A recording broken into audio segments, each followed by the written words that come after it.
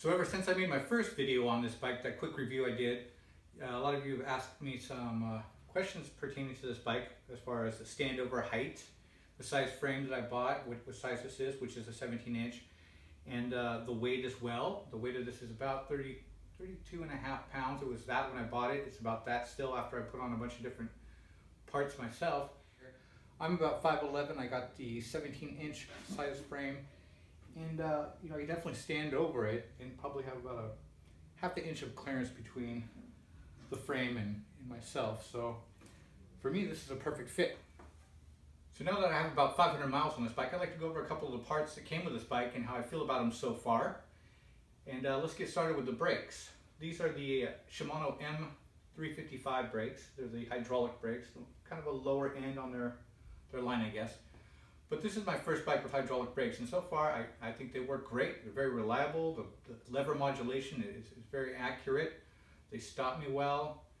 You know, they don't make much of that noise, you know, when you get them wet or whatever, or they get too much dust on them, they make all that squealing or squeaking. But, you know, these are pretty quiet brakes. You know, they're Shimano, and I think even when you're at the lower range of Shimano, it's still really good equipment. So I'm quite pleased with these.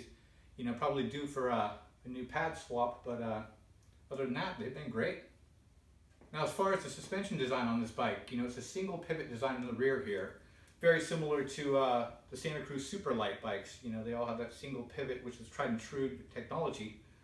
Again, this is my very first full suspension bike, so I don't have anything to really compare it to, but I haven't been disappointed. It seems to work very well. Once you set up the shock for your weight and you mess around a little bit with the dampening, it seems to work great. It keeps the tire on the ground, it absorbs the bumps.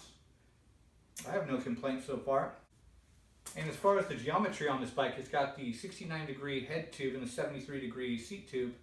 I think this bike handles very well. It's more of a cross-country type setup. You know, it's a steeper head tube angle compared to a more slacker angle, like, you know, a 67 or 66 you use on the trail bikes or the enduro bikes.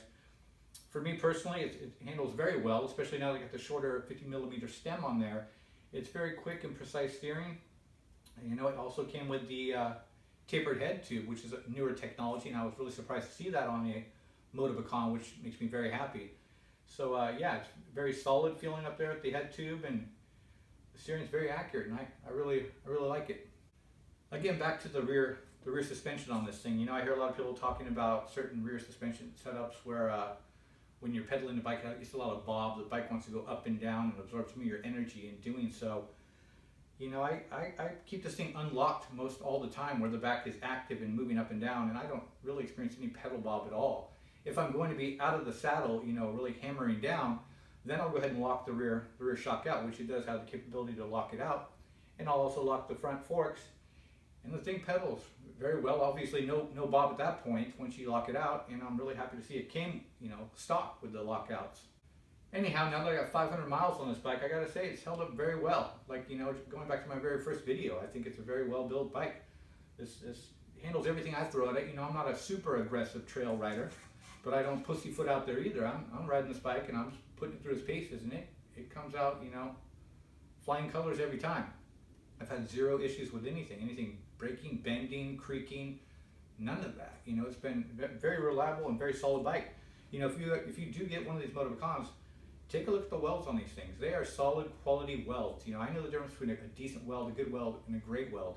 And I would consider these high-end welds. Very strong, very good looking welds, you know, so I don't see anything wrong with this frame whatsoever. You know, time will tell. You know, if I ever do have an issue, I'll definitely let you guys know if there's any cracks or anything like that, but I don't foresee that happening. And again, I'm quite happy with this bike. It's a very good bike.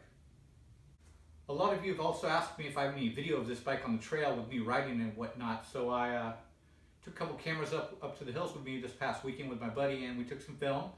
Put together a quick little video. I hope it helps. Hope it gives you some shots of the bike in action and helps you get a better idea of what this bike looks like and what it does. And yeah, check it out.